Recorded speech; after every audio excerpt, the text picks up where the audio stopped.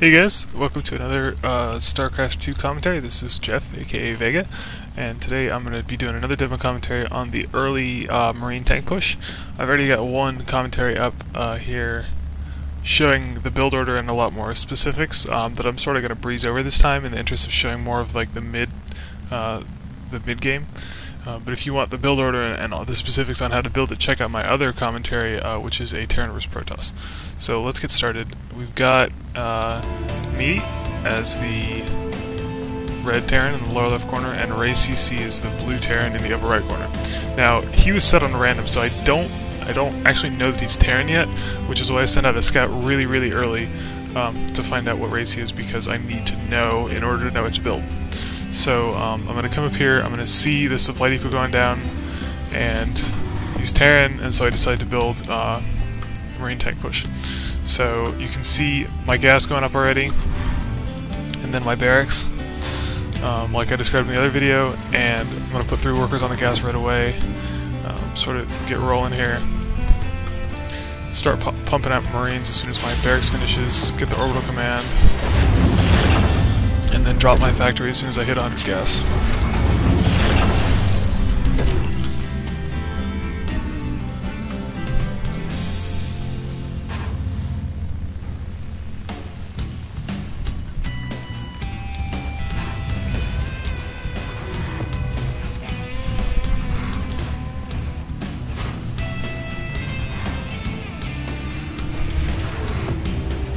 Siege tank and siege tech going on.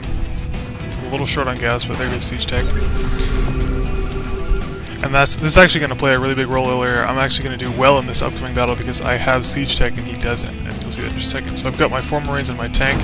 Take out the SCV on the Zelnaga tower. Unfortunately, that means he knows I'm coming, so he'll probably be ready for me. And because of that, I decided to play it cautious, and instead of trying to push up his ramp right away, I'm just going to go ahead and set up, especially since he has a wall, I'm going to go ahead and set up my siege tank in siege mode, push my Marines up the ramp to the division, and start hitting his army. Now, he has a tank, but it doesn't have siege mode, so he's sort of powerless to stop me right now, at least until he finishes that siege tank.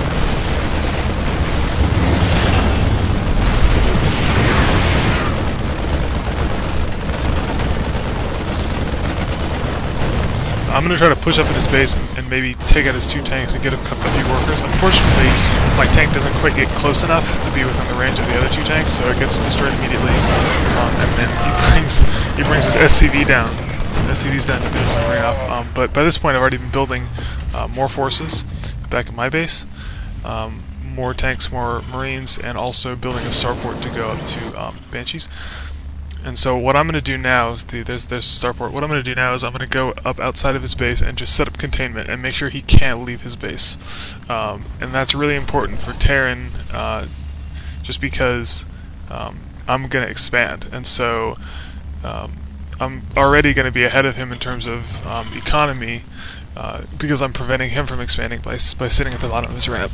And also, I'm just going to be in a holding pattern until I finish my Banshees and get the cloaked Banshees option, because then I'll hopefully be able to come up here and disrupt his tanks on the ridge, disrupt his economy, kill his his workers and his units with those Banshees, and then be able to just sort of clean up with my SCVs and tanks. And as you'll see, that's exactly what happens later in this game. I have a bad rally point set. I don't know if you saw that Marine get shot down just now, but my barracks rally point takes it around the wrong side of that little hole, and you'll probably see 3 Marines get siege tanked before I realize that it's because of the rally point. So, whoops, there goes Marine number 2, about to get oh, there he goes.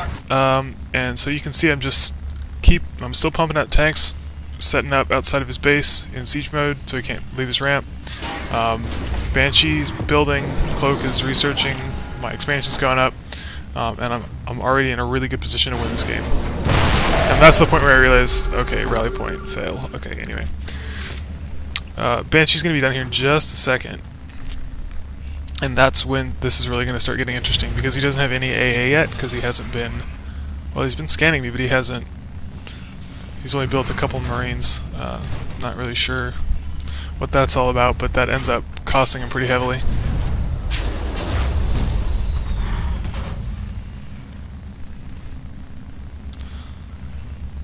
orbital command for mules, and then I'll start making some SCVs out of that, get the refineries up for more gas.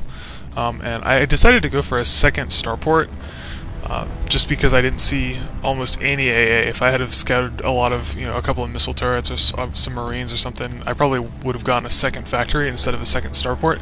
But right now his entire army consists of tanks and marauders, and like 2 marines. So, as you can see, this Banshee is just wreaking havoc on these tanks, because he doesn't have enough AA to really do anything about it.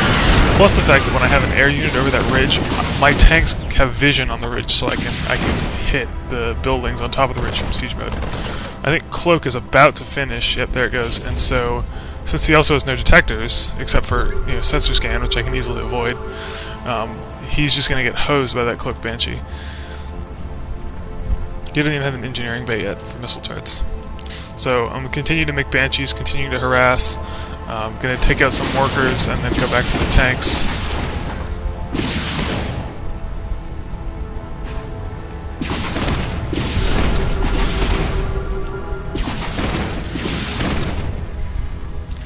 And he's in a pretty bad situation right now, but even if he managed to fight me off right here, I've already expanded and I have a second economy going on, so I'm going to outmine him and be able to outspend him in terms of army size later on.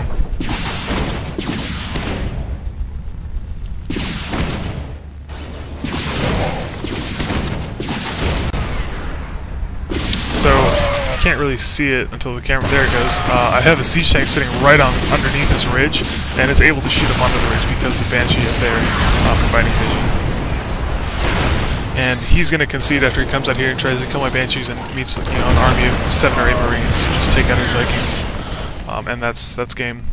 So, as you can see, early Marine tank push, pretty effective, even Terran versus Terran. Not quite as effective Terran versus Terran as Terran versus Protoss, but still doable, still feasible, and containment, map control, all that good stuff. It's pretty effective TvT. So thanks for watching, and I'll see you next time.